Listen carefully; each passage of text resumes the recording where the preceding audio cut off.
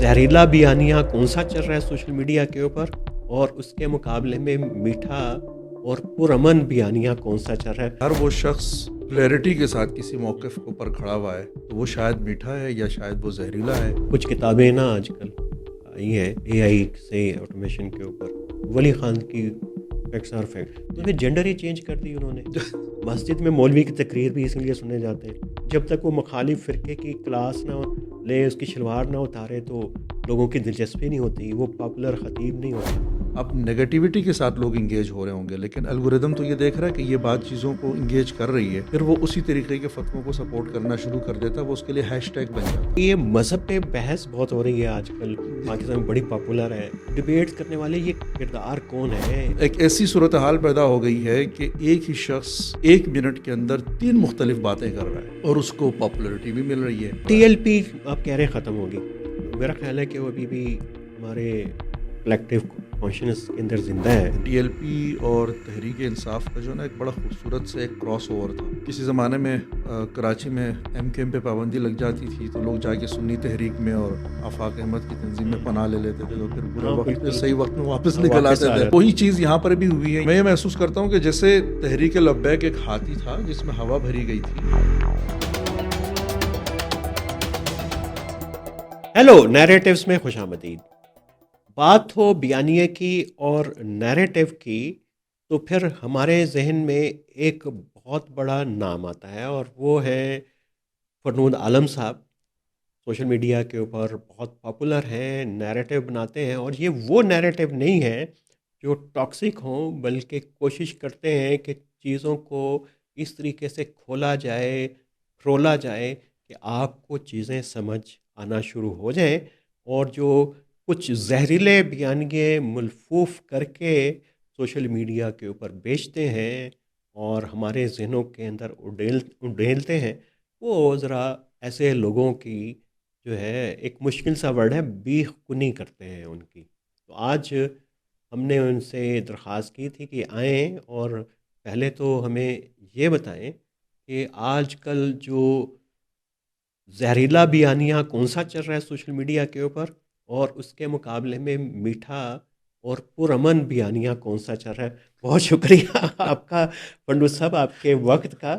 تو social media کو آپ اتنا جانتے ہیں، سمجھتے ہیں، اس کی سائنس کو، یہ پوری سائنس ہے سوشل میڈیا، میڈیا کو بھی سمجھتے ہیں.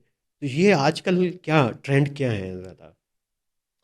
مجھے تو میں کوئی اتنا بڑا سوشل میڈیا ہم سوشل سائنٹسٹ نہیں ہیں تو سوشل میڈیا سائنٹسٹ کیا ہوں گے، لیکن یہ ہے کہ ظاہر ہے کہ باقی جس طریقے سے باقی لوگوں نے بستر سوشل میڈیا پہ ڈالے ہوئے ہم نے بھی ڈالے ہوئے، تو ہم اس کے اوپر اپنے اپنے تجربات آپ بھی شیئر کر سکتے ہیں، میں بھی شیئر کر سکتا ہوں.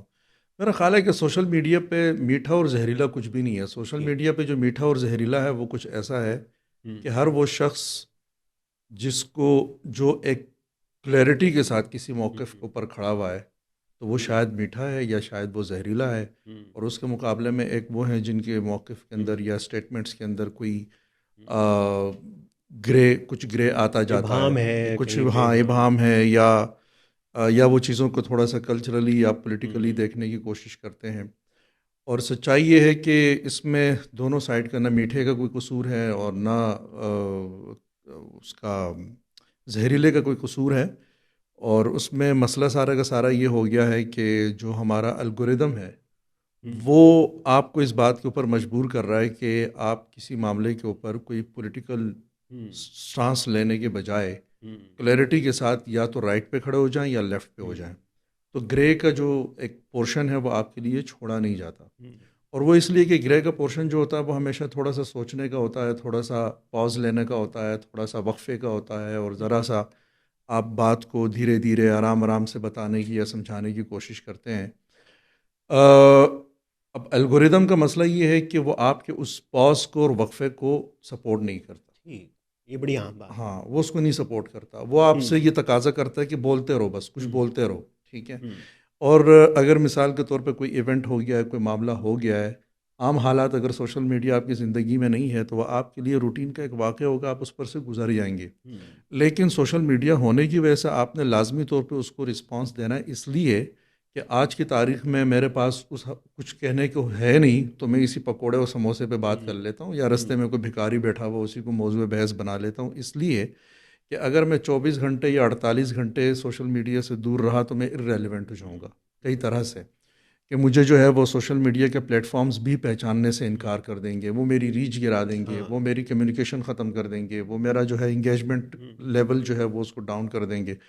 وہ سارے کے سارے اتنے پریشر بن چکے ہیں کہ اس کے نتیجے میں میرے پاس کوئی آپشن ہی نہیں بچتا کہ میں یا تو اب ایران کی جنگ چل رہی ہے تو مجھے یا تو رائٹ ہونا ہے یا لیفٹ ہونا ہے. اس حوالے سے اگر کوئی سینس کی بات چل رہی ہے اور اس میں عامر رانا صاحب اگر آ رہے ہیں اور وہ ہم سے بڑے دھیمے انداز میں اگر یوٹیوب پہ بھی ایون بات کر رہے ہیں تو میں اس کے اوپر کلک نہیں کر رہا. وہ اس لیے کلک نہیں کر رہا کہ مجھے چاہیے ایک ایسا مٹیریل کہ جس میں آپ مجھے بتائیں کہ آپ لائن کے کس طرف کھڑے ہوئے، لائن کے آس پاس چلنے کی آپ کے پاس گنجائش نہیں ہے. تو اس کی وجہ سے میرا خیال ہے کہ چیزیں اس طریقے سے میٹھی اور زہریلی ہو رہی ہیں. اگر تو یہ بات ہوتی کہ ہمارا کوئی پولیٹیکل موقف ہے، ہمارا کوئی سوشل سٹیٹمنٹ ہے، ہمارا کوئی حالات کے حوالے سے کوئی رجحانات ہیں، اس کے اوپر ہم نے اپنی کوئی رائے دینی ہے، وہ والا مسئلہ نہیں ہے. پہلے تو یہ ہوتا تھا کہ آپ خود سے کوئی رائے بناتے تھے، اب آپ سے رائے بنوائی جاتی ہے. بالکل، یہ آپ وہی زبردست آپ نے بات کی تو کہ سوشل میڈیا کے اوپر بھی قبیلے بن گئے ہیں، ٹرائب جیسے پہلے ہوتے ہیں کہ اگر یہ میرے قبیلے کا تو میں اس کی بات سنوں گا، اور اگر یہ مخالف کا تو نہیں سنوں گا، اور سنے بغیر اس کے اوپر کوئی فتویٰ جاری کر دوں گا. اور اگر آپ نے سروائیو کرنا ہے تو آپ نے کسی ایک قبیلے میں رہنا ہے.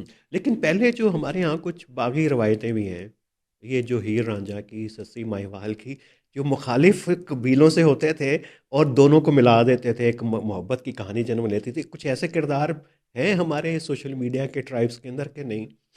نہیں، سوشل میڈیا کے ٹرائبس میں ایسے کردار ہیں بھی، وہ بڑے پریکٹیکل کردار ہیں، ٹھیک ہے نا. لیکن اس میں بھی ہوتا یہ ہے کہ آپ اگر کوئی بہت نیک نیتی کے ساتھ اگر کوئی مشن شروع بھی کرتے ہیں تو وہ ہوتے ہوتے ہوتے ہوتے آپ کو سال 1.5 سال 2 سال گزرنے کے بعد اندازہ ہوتا ہے کہ بہت ساری چیزیں یہاں بھی مجھ سے الگوریدم ہی کروا رہا ہے، ٹھیک ہے نا. پہلے تو آپ مثال کے طور پہ ایک کمپنی بناتے ہیں اور یہ سوچتے ہیں کہ میں نے مارکیٹ میں لے جا کے اپنا ریسٹورنٹ لگانا ہے، تو آپ مارکیٹ میں ہی چلنے پھرنے والے لوگوں کو انگیج کرتے ہیں، اس کے لیے کوئی منصوبہ بناتے ہیں. آپ اب اس طرف پہلے نہیں جاتے، آپ پہلے یہ دیکھتے ہیں کہ یار انسٹاگرام مجھ سے کیا ڈیمانڈ کر رہا ہے، ٹھیک ہے. تو انسٹاگرام جو آپ سے ڈیمانڈ کر رہا ہے وہ آپ نے فلفل کرنی ہے. اور اس کے علاوہ اگر بہت بھی اچھا آئیڈیا آپ کے ذہن میں آ رہا ہے تو آپ اس آئیڈیا کی طرف نہیں جا سکتے. اس لیے نہیں جائیں گے کہ وہ آپ کا آئیڈیا ہو سکتا ہے کہ گھر میں جب آپ بیٹھے ہوئے کسی انسان کو سنائے تو ہو سکتا ہے کہ اس کو بہت اچھا لگے، لیکن آپ 1 منٹ سے زیادہ اس کو آئیڈیا سنا نہیں سکتے، اس لیے کہ اس کو تو واپس انسٹا پہ جانا ہے یا واپس فیس بک پہ جانا ہے یا ٹک ٹاک پہ جانا ہے. تو وہ آئیڈیا آپ کا وہیں چل کے مر جائے گا. مثلا اگر آپ نے ایک پینٹنگ بھی بنائی ہے نا، اور پینٹنگ لے جا کے painting for the sake of painting وہاں پہ لگا دیتے ہیں تو اس کی کوئی وقت نہیں ہے، بلکہ آپ نے پینٹنگ کے ساتھ لکھ کے بھی لگانا ہے کہ اس کا مطلب کیا ہے، اس کا مفہوم کیا ہے، وغیرہ وغیرہ، تاکہ آپ لوگوں کو انگیج کر سکیں. کیوں آپ کو لوگوں کو انگیج کرنا؟ حالانکہ آپ تو جو ایک آرٹ کی ڈیمانڈ ہے اس کو آپ لوز کر رہے ہیں، ٹھیک ہے نا. پینٹ کو آپ لگا دیں، بس لوگ خود اس کی تشریح کر کے دیکھ لیں گے، لیکن آپ کو اس کی تشریح میں پہلے سے ہی جانا پڑ رہا ہے. اس لیے جانا پڑ رہا ہے کہ آپ کو لگتا ہے کہ اگر نہیں کروں گا تو لوگ آئیں گے نہیں. اور ایک خاموش سی چیز، کوئی ایسی چیز کہ جس کے اندر کوئی اسپیس ہے یا وقفہ ہے یا دورانیہ ہے، وہ آپ کو جو ہے وہ سپورٹ نہیں کرے. اور میں تو اس کا تو مطلب یہ کہ وہ جو الگوریدم ہے، یہ اس نے ہمیں اپنا سلیو کر لیا ہے، غلام بنا لیا ہے، اور ہم اس کے مطابق ہی، مرضی کے مطابق اپنی ترجیحات کو بھی بدل دیتے ہیں. جو ہمیں کوئی اچھا چیز لگ رہی ہوتی ہے، کہیں پہ فریڈم کو انجوائے کرنا چاہ رہے ہوتے ہیں، الگوریدم ہمیں کھینچ لیتا ہے. ایسے ہی ہے، ایسا ہی ہے. میں تو بلکہ جس وقت ابھی ہم یہاں بیٹھے ہوئے ہیں، میرا خیال ہے کہ کل کی کافی زمانے سے آپ نے دیکھا ہوگا وہ کیلی نام کی ایک نوجوان لڑکی نے کیس کیا ہوا ہے سارے سوشل میڈیا پلیٹ فارمز کے خلاف لاس اینجلس میں.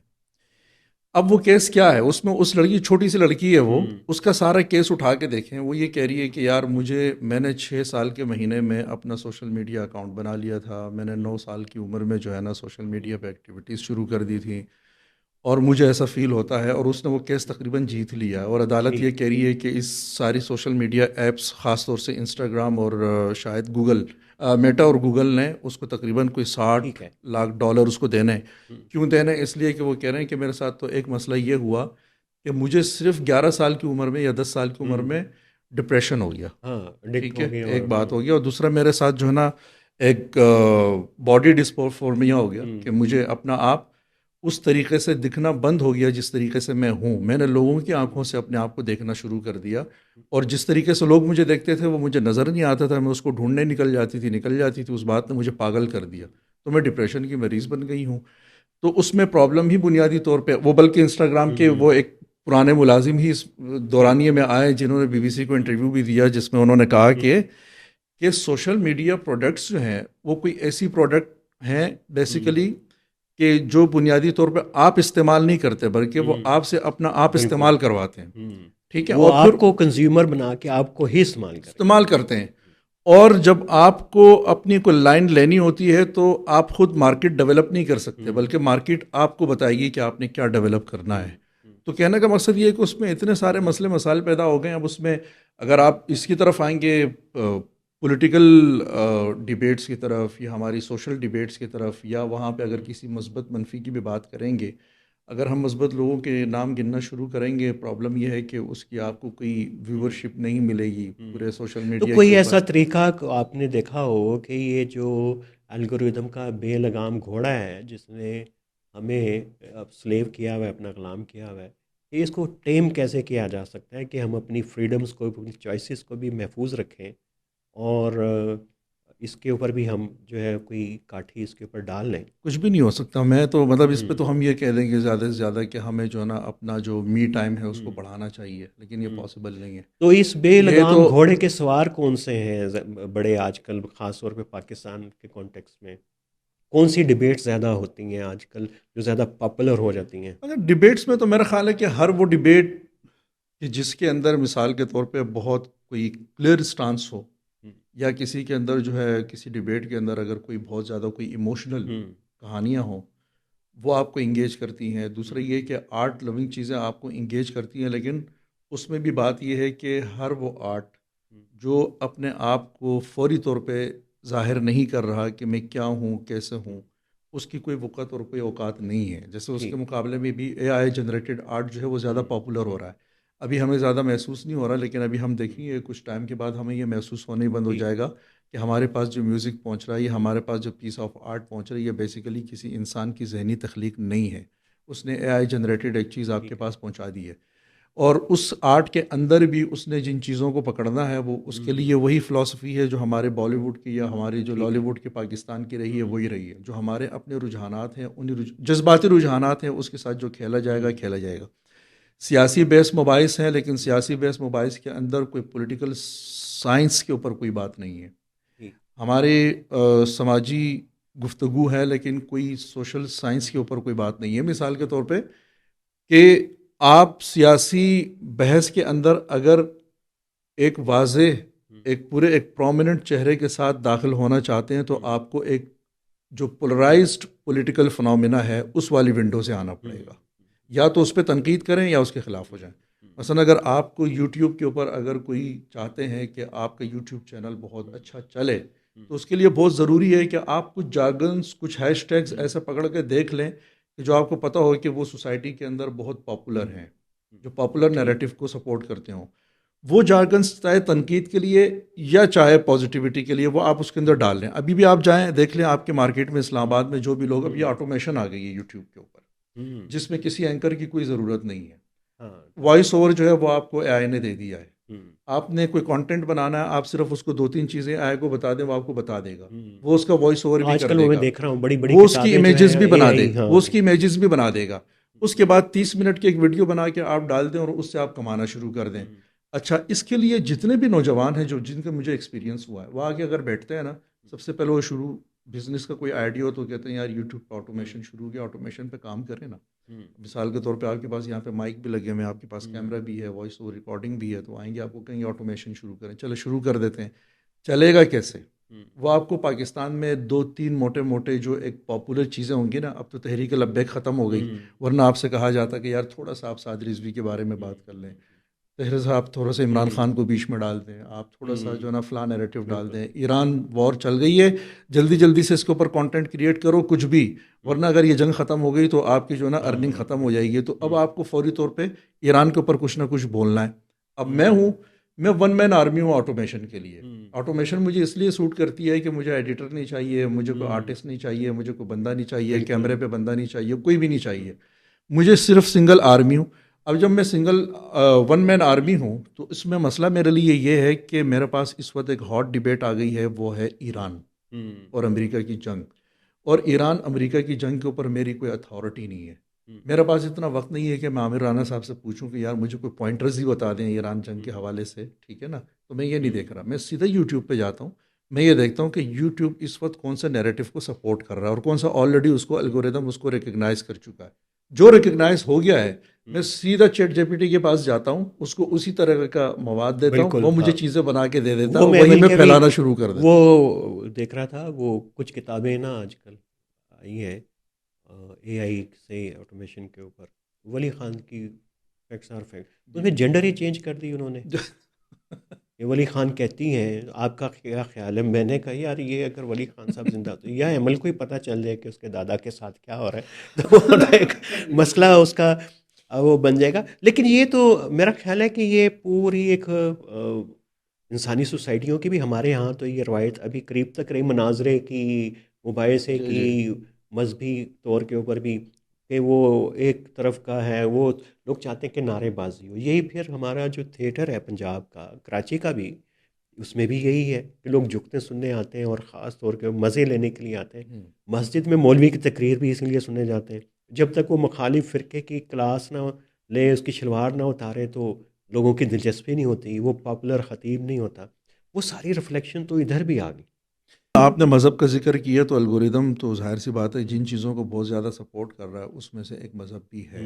ہماری اپنی سیاست کے اندر مذہبی ایلیمنٹ, ظاہر سی بات ہے جب آپ پاپولر پالیٹکس کی بات کریں گے تو اس میں جو کنزرویٹو رجحانات ہیں اس کو تو ایک بہت بڑا ظاہر سی بات ہے کہ اس کو سپورٹ کرتا ہے. مذہب میں چونکہ آپ ایک جذباتی ایلیمنٹس کا استعمال بہت آسانی سے کر سکتے ہیں اور وہاں پہ آپ کو رائے نہیں دینی ہوتی, چونکہ فتوے کی زبان میں بات کرنی ہوتی ہے, تو فتویٰ ایک ایسی زبان ہے کہ الگوریدم ویسے ہی اس کو سپورٹ کرتا ہے کہ آپ بہت ہارش کمنٹ کسی کے بارے میں پاس کر دیتے ہیں, آپ خواتین کے بارے میں کچھ بھی کہہ دیتے ہیں, مخالف نقطہ نظر کے بارے میں کچھ بھی کہہ دیتے ہیں اور اس کو اپنا بنیادی انسانی حق سمجھ کے کرتے ہیں. تو الگوریدم ظاہر سی بات ہے کہ وہ لوگوں کو انگیج کرتا ہے. اب نیگیٹیوٹی کے ساتھ لوگ انگیج ہو رہے ہوں گے, لیکن الگوریدم تو یہ دیکھ رہا ہے کہ یہ بات چیزوں کو انگیج کر رہی ہے, پھر وہ اسی طریقے کے فتووں کو سپورٹ کرنا شروع کر دیتا ہے. وہ اس کے لیے ہیش ٹیگ بن جاتا ہے, وہ اس کے لیے ایک علامت بن یہ جاتا ہے. آپ نے بات کی کہ کہیں سے الگوریدم کو کنٹرول کیا جا سکتا ہے. جی یہ ہو سکتا ہے. تو اس میں ہمارے ہاں تو خاص طور سے انڈیا میں تو اتنا زیادہ نہیں, لیکن پاکستان میں جو ایک سخت گیر مذہبی رجحانات ہیں اس کی سپورٹ جو ہے وہ سوشل میڈیا پہ بہت بڑھ گئی ہے.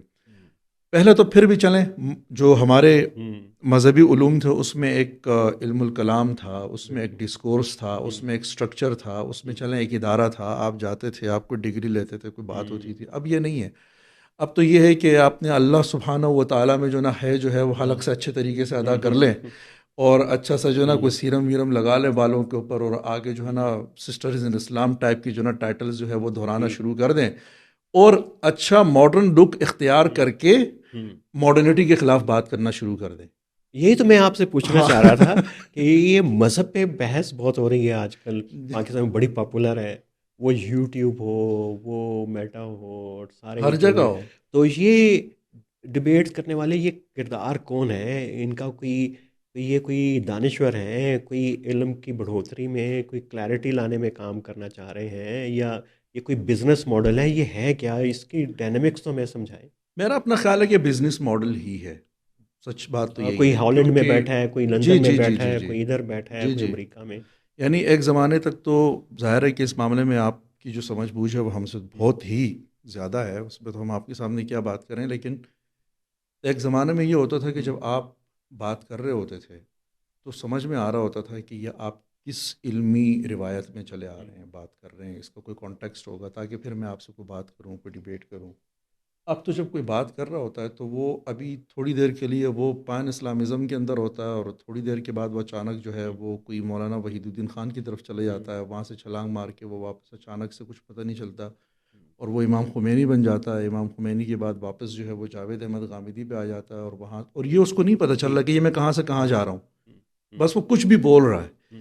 ٹھیک ہے نا. تو آپ اس کی بحث اور ڈیبیٹ دیکھ کے یہ سمجھ ہی نہیں پا رہے ہیں کہ بھائی یہ شخص کس روایت سے رہا ہے، اس کے پیچھے کیا ٹریڈیشن ہے، یہ کس جگہ سے کھڑا ہو کے بات کر رہا ہے آپ. یعنی ایک ایسی صورتحال پیدا ہو گئی ہے کہ ایک ہی شخص 1 منٹ کے اندر 3 مختلف باتیں کر رہا ہے اور اس کو پاپولرٹی بھی مل رہی ہے. اور ایک پاپولر نیریٹو جو ہوتا ہے اس میں چونکہ یہ ایک بڑے مزے کی بات ہوتی ہے کہ اس میں دلیل کی کوئی اتنی بڑی حیثیت نہیں ہوتی ہے، ٹھیک ہے نا.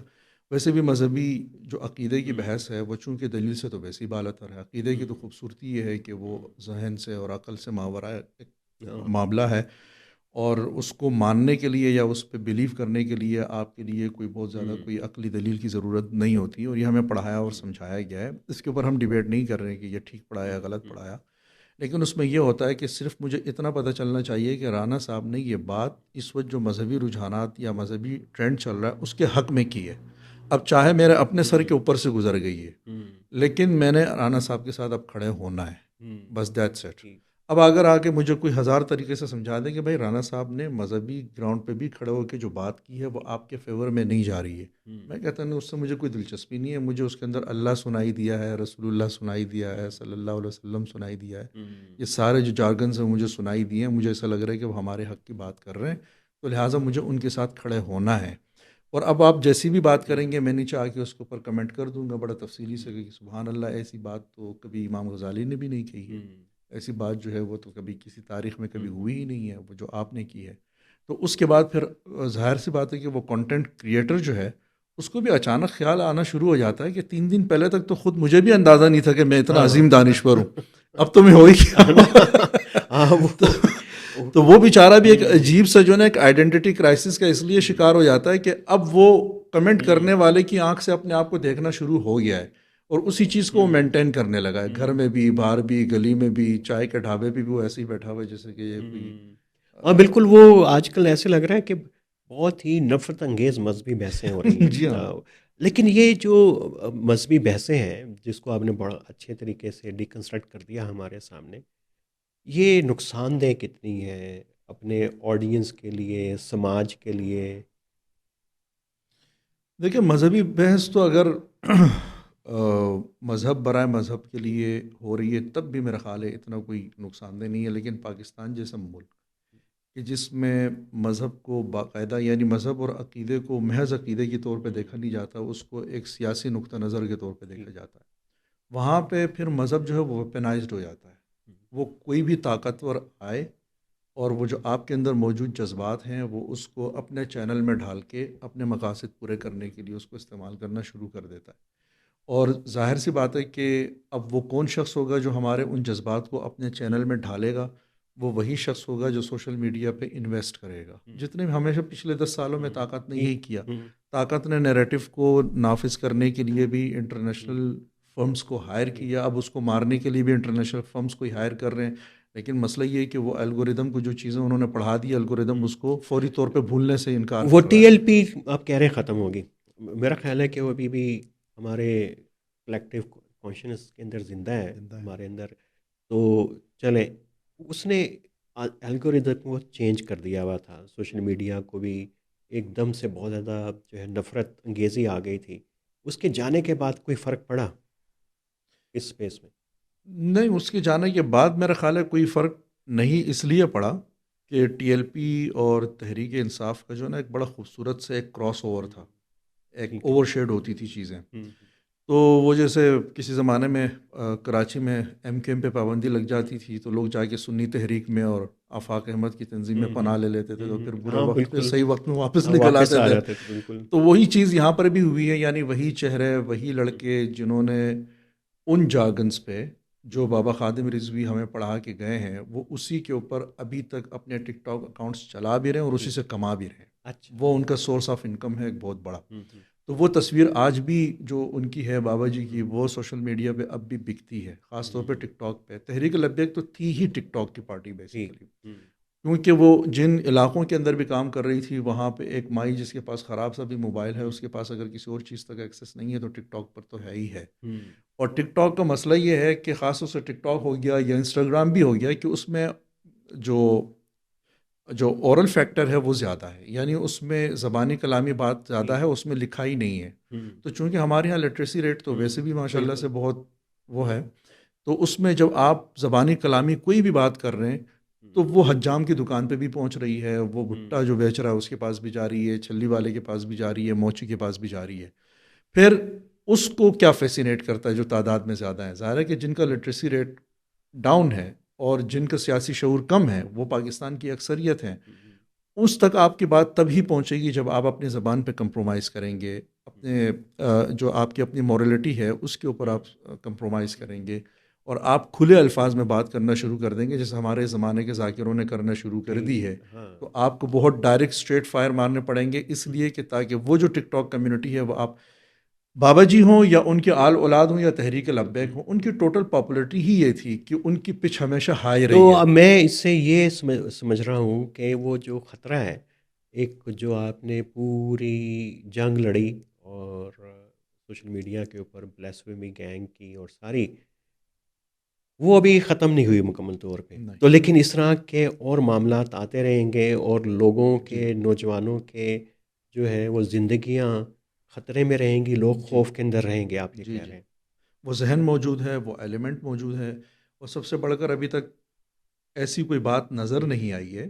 یعنی امید رکھی جا سکتی ہے کہ ہو سکتا ہے مستقبل قریب میں نظر آ جائے کہ تحریک لبیک جیسے ایلیمنٹس کو لپیٹنے کے بعد وہ نیریٹیوز جس کے نتیجے میں تحریک لبیک والا ذہن پیدا ہوتا ہے، نوجوان پیدا ہوتا ہے، اس کو ختم کرنے کے لیے کوئی سرکار نے انویسٹمنٹ کی ہو. تو ریاست کی پالیسی بدل نہیں گئی؟ مجھے سمجھ میں آ رہا ہے کہ جو کچھ فیلڈرز تھے، یعنی پرانی جو پولیٹیکل فیلڈنگز لگی ہوئی تھیں اداروں میں، جماعتوں میں، انسٹیٹیوشنز کے اندر، شعبوں میں، گلیوں محلوں میں، اس کی اکھاڑ پچھاڑ ہو رہی ہے. لیکن اپنی طریقے سے جو ایک فیلڈنگ نئی لگائی جا رہی ہے، وہ فیلڈنگ سیاسی طور پہ، وقتی طور پہ تو ہمیں بڑے فائدے میں آ رہی ہے، اس لیے کہ جیسے میں تحریک لبیک سے تنگ تھا ایک شہری ہونے کے ناطے، وہ چیز ختم ہو گئی ہے. لیکن مجھے جو فیلنگز آتی ہیں وہ یہ آتی ہیں، تھوڑا سا مجھے نیگیٹو ہونے دیں، کہ میں یہ محسوس کرتا ہوں کہ جیسے تحریک لبیک ایک ہاتھی تھا جس میں ہوا بھری گئی تھی، اور چونکہ موجودہ جو سیٹ اپ ہے وہ اس ہاتھی سے کوئی فائدہ نہیں حاصل کر پا رہی تھی. لیکن ہاتھی سے یاد آیا آپ کے اوپر بھی کوئی کیس بھی ہوا ہوا ہے. اس کا کیا ہونا؟ وہ اسی سلسلے میں بنا. ظاہر سے وہ تحریک لبیک نہیں ہے سوسائٹی میں، اور اس کے باوجود بھی کیسز جو ہے وہ چل رہے ہیں. وہ بہرحال ہاتھی سے مجھے بہرحال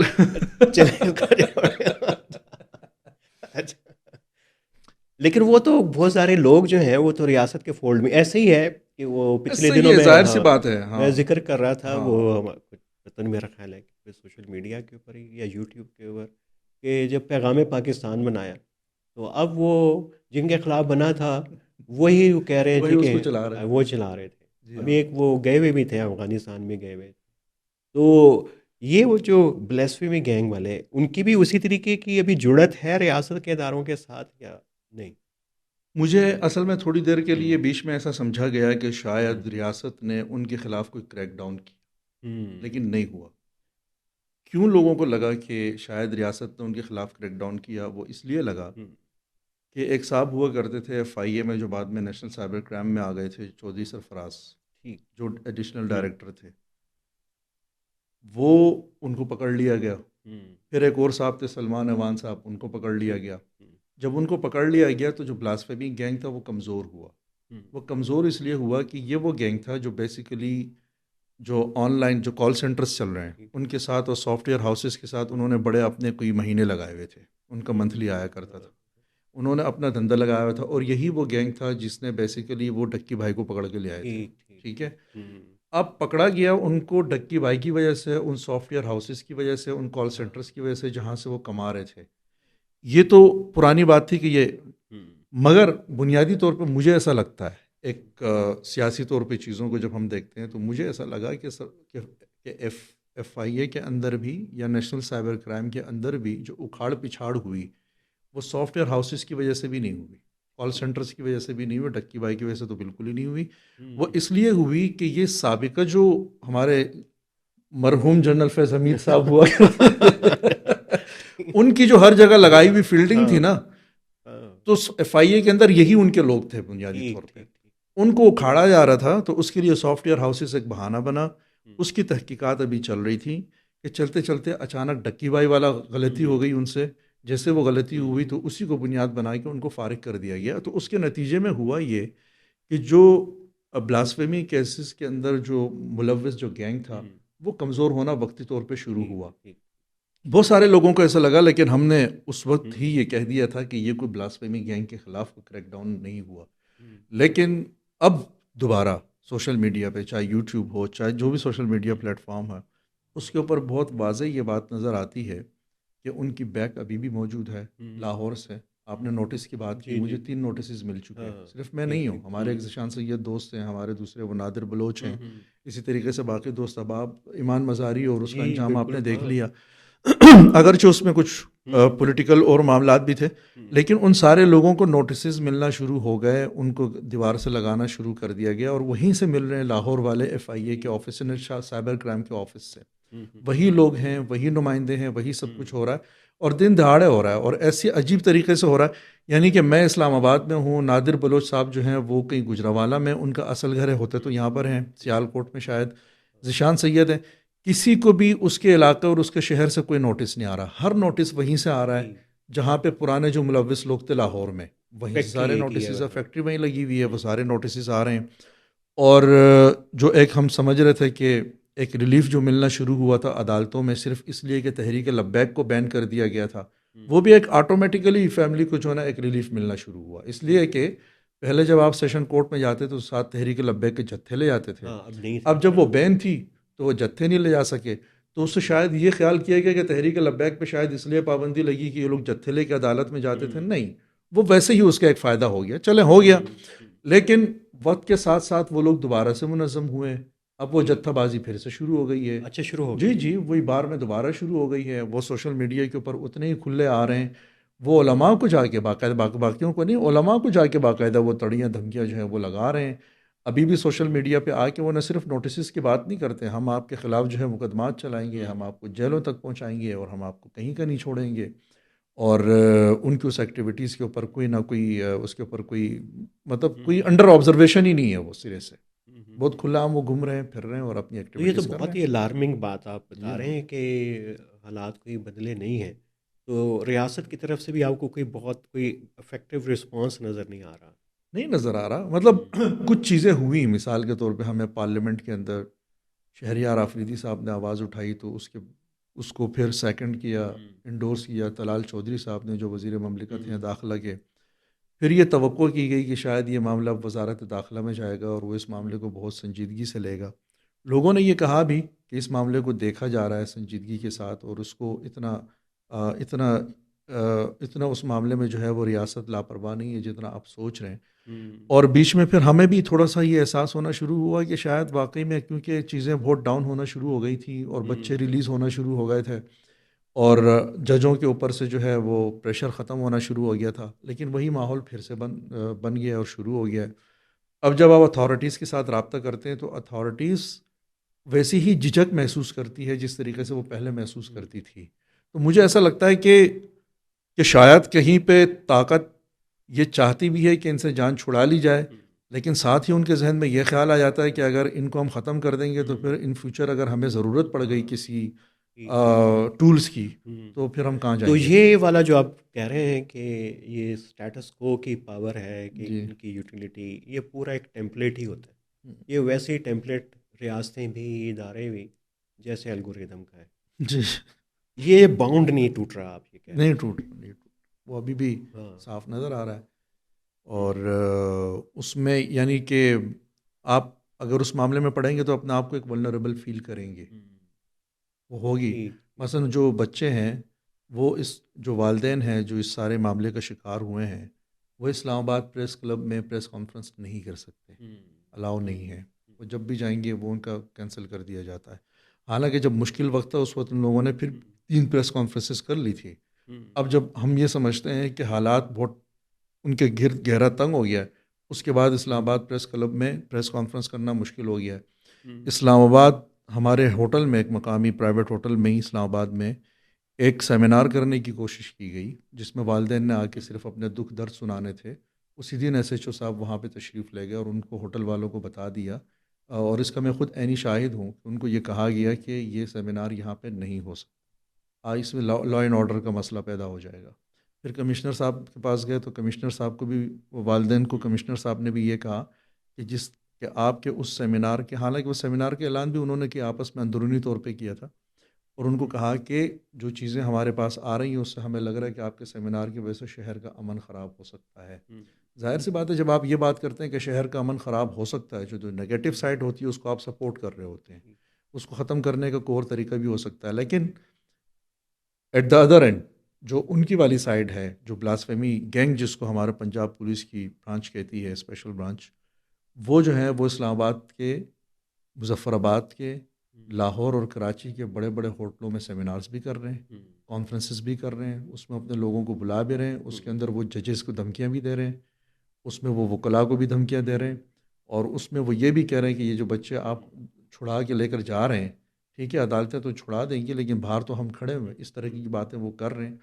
اس دفعہ بھی جو اسی مارچ کے مہینے میں جو اسلاموفوبیا ڈے عمران خان صاحب ڈکلیئر کر کے گئے تھے 14 مارچ یا 15 مارچ، اس حوالے سے پچھلے سال ایک پروگرام ہوا تھا لاہور ہائی کورٹ بار میں، اور اس میں سعد رضوی، اس میں اوریا مقبول جان صاحب، اس میں اس طریقے کے سارے عناصر آئے ہوئے تھے. اس میں یہ سرفراز چودھری صاحب بھی تھے جنہوں نے وکلاء کو ڈائریکٹ کہا تھا کہ میں آپ لوگوں سے کہوں گا کہ آپ لوگ ان بچوں کے کیسز نہ لیں. وہ سرونگ آفیسر تھے کہ آپ ان کے کیسز نہ لیں. سعد رضوی صاحب کا ایک بڑا مشہور جملہ اسی تقریر میں تھا جس میں انہوں نے کہا کہ میں توقع کرتا ہوں کہ عدالت قانون کا احترام کرے گی، لیکن اگر انہوں نے قانون کی نہیں سنی اور ہماری نہیں سنی تو پھر غازی علم الدین کا چھرا عدالت سے باہر ہمارے پاس رکھا ہوا ہے. اور یہ بات انہوں نے ایک سرکاری بلڈنگ کے اندر کھڑے ہو کے یہ بات کی اور کوئی ان کو ہاتھ نہیں لگا سکا. یہ والا مارچ جب آنے لگا اس سال تو یہ توقع کی کہ شاید اب وہ والے حالات نہیں ہیں، اب تو سرفراز چودھری بھی نہیں ہے، اب تو فلاں بھی نہیں ہے، تو ہو سکتا ہے کہ اب کچھ عقل آ گئی ہو ریاست کو بھی، طاقت کو بھی. لیکن پورے دم دھڑکے کے ساتھ وہی کانفرنس اس سال دوبارہ ہوئی، اسی لب و لہجے کے ساتھ ہوئی. یعنی اسے ہم کہہ سکتے ہیں ٹی ایل پی کی واپسی.